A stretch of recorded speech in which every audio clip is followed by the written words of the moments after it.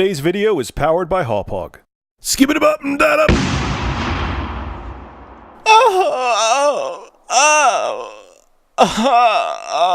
Rich hates the Wii U now.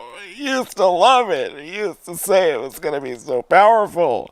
He's such a flip-flopper. Shut up. I'm not going to blindly defend a piece of hardware by either of the big three just because I'm a fan of them. If they make dumb mistakes, whether it be Microsoft, Sony, or Nintendo, I'm going to crap all over them. I truly, honestly love the Wii U. I mean that. I don't understand why people think I'm just saying that to shut people up.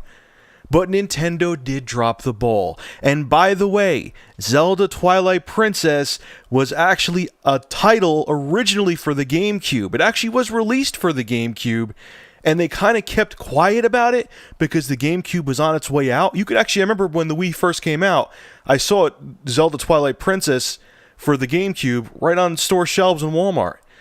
But they kept quiet about it because they wanted it to seem like it was a launch title for the Wii, when it was actually just a GameCube port with some motion functions thrown in to make it seem like a true Wii title. So everyone out there who was saying that Zelda Twilight Princess was a Wii launch title needs to sit in a corner and be quiet, because it wasn't. It was a port from the GameCube. Not what the video is about. Moving on. Had to get that off my chest. Chest. So let me start off by saying I'm genuinely excited for the PS4. Everything I saw, pretty much, minus the cloud gaming part, I was super excited about. I think the fact that they chose to go with the x86 architecture instead of some funky cell-like architecture that's tough for developers to program for, I think is a fantastic idea. The CPU having 8 cores, even though I hear it's just like a beefy tablet CPU, still was a good choice, and the 8 gigabytes of DDR5 shared RAM, I think, is brilliant. They're making a system that's easier for developers to work with, and I think it's going to pay off in the long run. But there's this 800-pound gorilla in the room that I was thinking about today, and I don't see people really talking about, is that, yes, it's great. I'm happy they went with the x86 architecture, and it's going to be just like PCs to program for, and it's going to make development time shorter, quicker, and easier for companies to pump out games for the PS4. But the flip side of that is, because it's really going to be a PC in a Sony labeled box, like it is going to be a PC. I mean, all consoles have been PCs, but there's no difference now. They're not using an IBM power processor in there. It's going to use RISC code as opposed to x86. Is that it's going to be really easy to, 1, hack this system. 2, it's going to be easy to make emulators for it. Emulators have been around forever, man. I remember back in the day, it had to be 1998. Yes, I'm an old fart. And I was using a Nesticle emulator. I was actually on break in high school, and I was playing Castlevania on a Pentium computer using a Nesticle emulator. Emulators have been around forever. What an emulator does, basically, is it takes, someone writes code that emulates the graphics hardware and the CPU of a game console that you had, and it translates the code into something that the computer can understand, so it makes the computer think it's that system, and you play a game on your screen. If Super Nintendo has an emulator, all the consoles have emulators. I'm sure most of you out there who are watching this have used emulators.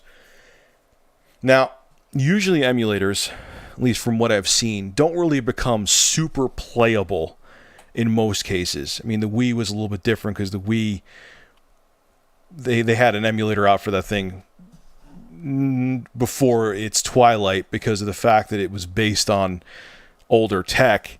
But usually emulators come out towards later in life, not necessarily when the system is washed up and the next gen system's out, but it comes out later in the system's life, and it's not a threat right away. But my fear is with this, my fear is with the PS4, due to the fact that it really is going to be a PC in every way, shape, or form, is that you won't even, if someone writes an emulator for the PC, for the PS4, it's going to be a breeze. There's going to be no hoops to jump over to get it to run. Because it's really all you're going to have to do is get around whatever security features are going to be in the PS4, which I don't care what they do. I'm sure someone's going to find a way to get around them. They have in the past all the time, and I'm sure, yes, I know there's very smart people working at Sony, but there's equally as smart people working outside of Sony that can find ways to crack any security they make. It's been done time and time again. Once they crack all that security, you won't even really need to emulate the PS4 because the code the games are going to be written in is what the PC understands. So I think really in a short amount of time, and I could be wrong, there's going to be a very streamlined, very compatible PS4 emulator out there. And what is Sony going to do about it? Are they just going to go sue happy and anyone who puts it out there they're going to throw in jail? I don't really see how they're going to get around that. And I think it's going to be a real problem. Not in the beginning, because the PS4 is pretty decent hardware. You know, you're not buying a $300 laptop and running PS4 games on it. It's just not happening, at least for cool few years to come. Okay? But it's not going to take that long. You know, you guys know how fast technology progresses. You know, a top-of-the-line computer today will be a machine that'll cost you $400 a few years down the road.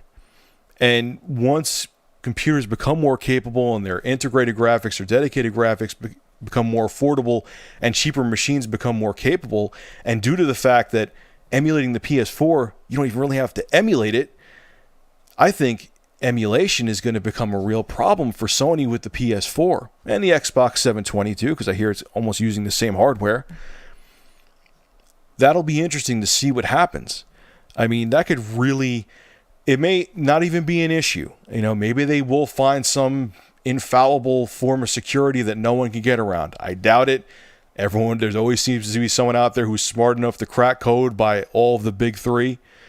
But, I mean, think about it. Imagine, I remember when Bleem came out for the PS1, and I actually purchased it. And yeah, it was buggy as hell, but when games ran good on that, the games actually looked better than the PS1. I remember I was playing, I forgot what, MLB the something. I don't know. It was this baseball game for the PS1. I was playing on my Pentium 2, okay? And it ran butter smooth. It was one of the few games that didn't have bugs, and it looked better than it did on the original PlayStation. What would happen now, especially, God forbid, for Sony anyway, I'm saying God forbid, 6 months after the PS4 is released, they have an emulator that runs PS4 games perfect, and the games look better on the PC. Sony, you could shut down 1 billion websites. That's not going to go away. And that could be a big problem for Sony in the long run.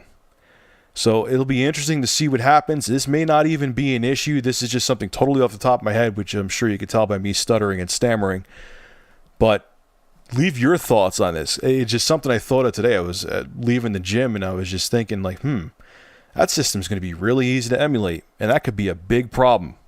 So tell me what you think. Do you think it's going to be easy for hackers and programmers, you know, the basement programmers, to make a PS4 emulator? And do you think it would hurt Sony? It wouldn't, in my opinion, for the first couple years, because not everyone's, like I said, it'll take a while for the mainstream to have a computer that could run PS4 games. It's not going to happen overnight, but it's going to happen quicker than it has with previous generations. Again, like I said, I know I sound like a broken record, because the code is exactly what PCs run on.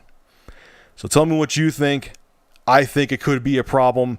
Leave your thoughts in the comment section below. And as always, thank you for supporting Review Tech USA. Have a good one, guys.